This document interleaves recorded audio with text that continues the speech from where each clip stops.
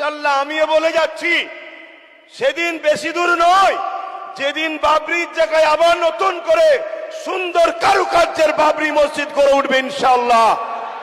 আরো জোরে বলুন ইনশাল্লাহ।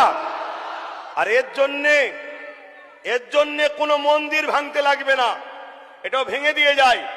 কেন কিছু দালাল গদি মিডিয়া আছে, কালকে কেটে হই হই করতে পারে। এর জন্য কোনো মন্দির ভাঙতে লাগবে না।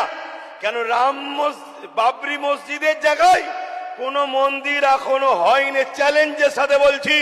কেন আমার খোদার জায়গাতে কোন মায়ের লাল এমন পয়দা হয়নি সেখানে অন্য কিছু করে দেখাতে পারে। জোরে বলুন সুবহানাল্লাহ, জোরে বলুন নারে তাকবীর।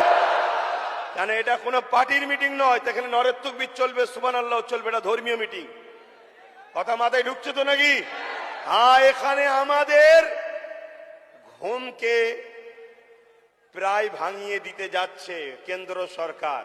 পুরো এখনো ভাঙেনি, পুরো ভাঙলে তারও ভয়ানক ব্যবস্থা হবে। তার শুরু 6 ডিসেম্বর থেকে। আগামী দিন দরকার হয় ব্যারিকেড, না হয় শহীদ মিনার, যেটা হোক। প্রস্তুত তো নাকি? ধোকা নয় তো, ধোকা নয় তো।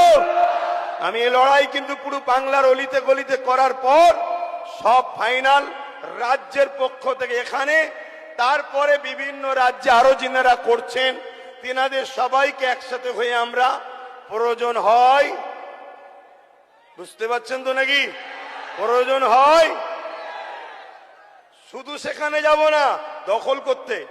শেষ কথা আবার বলি, বাবরি মসজিদ ইনশাল্লাহ, বাবরি মসজিদ ইনশাল্লাহ, বাবরি মসজিদ ইনশাল্লাহ, বাবরি মসজিদ ইনশাল্লাহ। হাত লম্বা করে তুলে বলুন হবে ইনশাল্লাহ, ইনশাল্লাহ। না